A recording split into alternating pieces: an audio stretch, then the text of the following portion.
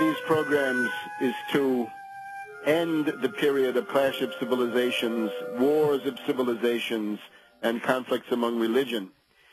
We look to the shared heritage of humanity, in particular to the concept of Christian charity and the notion of good works as elaborated by St. Paul and developed then in the philosophy of Gottfried Wilhelm Leibniz and others.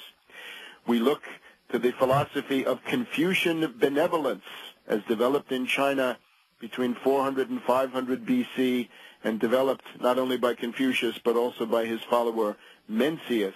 We look to the tradition of Muslim social solidarity and the need to take care of all members of a society. Let us now build on these concepts and related ones that exist in many of the cultures of the world and institute a Marshall Plan for the entire world in the form of economic development. We can never forget the 40,000 human beings who perish every day from starvation, malnutrition, and diseases that can be cured for pennies. As long as 40,000 people die every day, the world cannot be stable and will never be peaceful.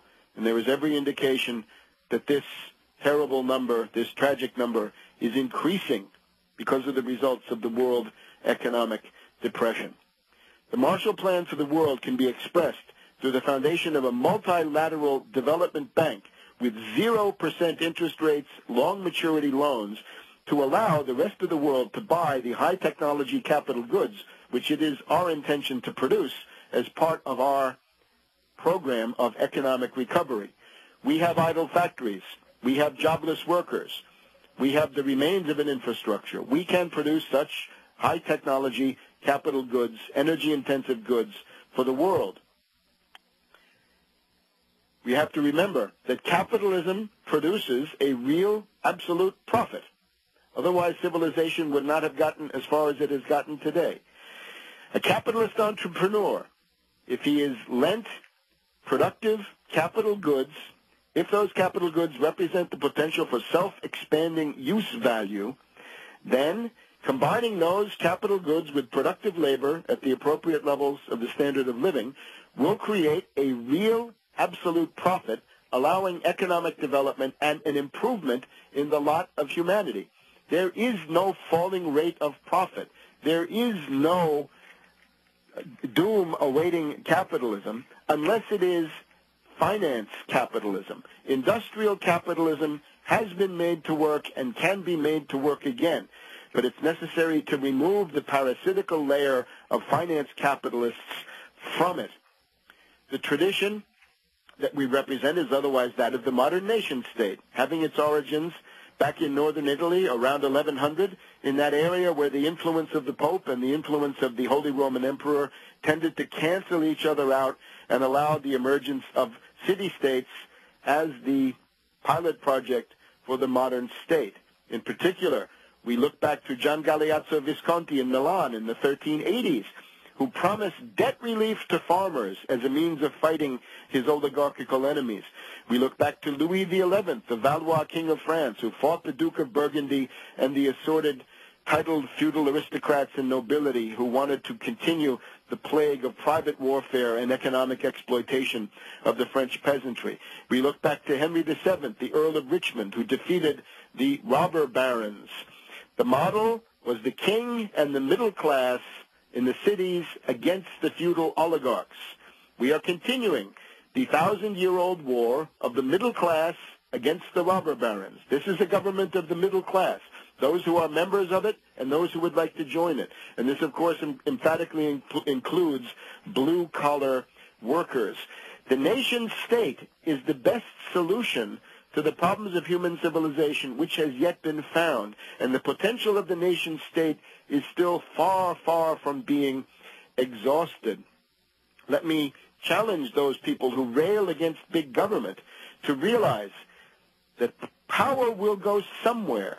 And if power is not located in a sufficiently powerful national state, it will then gravitate towards some form of empire. And this is what many refer to as the New World Order. The New World Order is nothing but a malevolent and exploitative empire which hovers above the nation states and robs them of their national sovereignty, and guarantees the destruction of human civilization as we've known it. So those, ironically, who go around saying that they don't like big government in the name of fighting the New World Order are simply guaranteeing that the empire will prevail and that they will be found living in some mini-state or micro-state or regional state, which will be totally impotent in dealing with J.P. Morgan Chase, with ExxonMobil, with the International Monetary Fund, the British Commonwealth, and other oppressive forces in the world. I issue a warning to those who would subvert the nation state.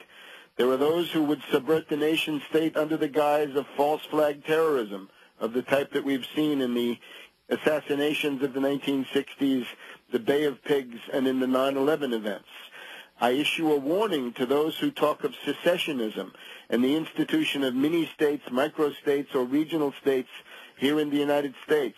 This administration will be Grant, Sherman, Sheridan, and Thomas to come after you, put you out of business, expose you, and prevent the subversion of one of the main historical achievements of humanity. You may be asked what the philosophy of this approach is. The right-wing talk show hosts will scream socialism and communism. It is rather the American system, not the Austrian school, but the American system, not the Chicago school, but the American system, certainly not the Malthusian Keynesian school, who teach that technology is impossible. We're told that global warming makes high technology, capital goods, and energy-intensive production impossible. We're told that we must put our hopes on renewable energy. In the past several days, in Bismarck, North Dakota, we registered minus 44 degrees, the coldest reading in many, many decades. Chicago has just had its coldest day in 10 years. Generally speaking, the high plains and western Great Lakes region have just gone through the biggest cold snap in their entire history. The fanatical followers of global warming refuse to point to any specific test which would provide an empirical verification or refutation of the thesis that they propose to use to reorganize the world and indeed to preside over the deaths of millions of people from lack of production. This government rejects and repudiates global warming as a new big lie, the modern version of Nazi race science, a completely unverifiable and unverified doctrine which is supposed to govern the fate of hundreds of millions of people. We reject this obscenity, and we will not allow it to stand. I'm directing all federal agencies to search their staffs. Any person holding a federal job as a result of a degree in climatology is hereby fired. We need oceanographers, geographers, astronomers, meteorologists, geologists, and others, but we do not need charlatans and quackademics with degrees in climatology, which appears to be a degree which has been specifically designed to promote the falsities of global warming. We reject the Austrian school that says that production is not possible and that depression should be allowed to take its course. We reject creative destruction. We propose to fight the depression. We propose to fight the depression and to defeat it. We propose to stop the depression within a short period of time and return through the path of economic development without any phase of creative destruction or the destruction of a generation through poverty and misery over years as we await the recovery in the way that Herbert Hoover did. The American system, rather, is the system of Governor John Winthrop of the Massachusetts Bay Colony, of Benjamin Franklin, the founder of the Postal Service, George Washington, who built canals in Virginia, Alexander Hamilton, Henry Clay, Friedrich List, the Carey family, Lincoln, the Justin Morrill who put his name on the Great Morrill Tariff and the Great Morrill Act, along with the populists of the 1880s and 1890s, the New Deal, and John F. Kennedy. And it is in this spirit that we invite all citizens and all persons around the world to join in the great enterprise of world economic development and saving civilization from the greatest crisis that we have ever faced.